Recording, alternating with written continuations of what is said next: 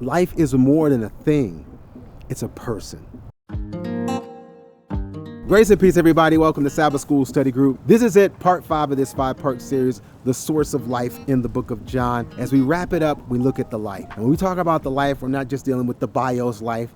We're talking about that Zoe life, the life of God through Jesus Christ. But before we go into the study, I want to thank you for watching. Please subscribe to the channel. We appreciate you hitting the like button to help others find this, as well as sharing it with someone that you think will be encouraged.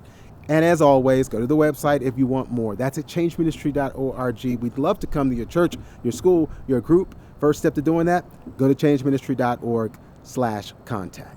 The source of life. You probably heard me mention that in the intro. We were talking about Zoe versus bios. Bios is this biological aspect of life. And that's great.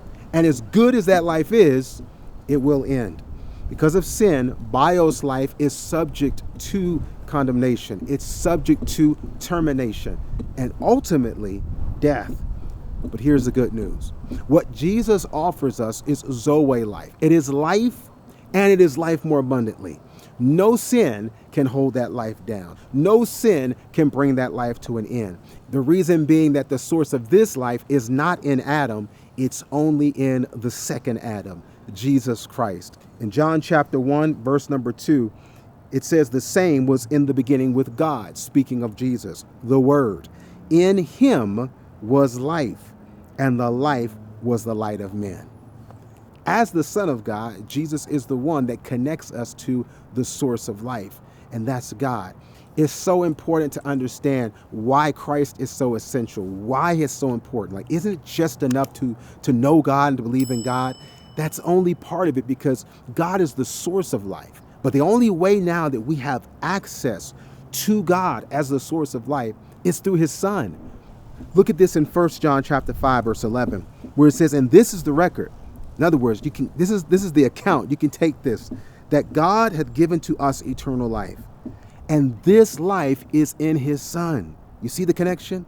God's given us this life, but this life that he's given is in his Son, Jesus. He that hath the Son then hath life, but he that hath not the Son of God hath not life. This is why we can't get around the Jesus factor. The Jesus factor is that he is the plug that allows us to access the power box. God as the source of life, and the Son of God as the source of our life, the one that connects us to God. We can't do without him. Without him, there is no us. Probably one of the most powerful practical examples of this was when Jesus raised Lazarus. He verifies what he tried to get Mary and Martha to believe when they were in their darkest season. In John 11:25, Jesus said unto her, and he says unto us, I am the resurrection and the life. He that believeth on me, though he were dead, yet shall he live.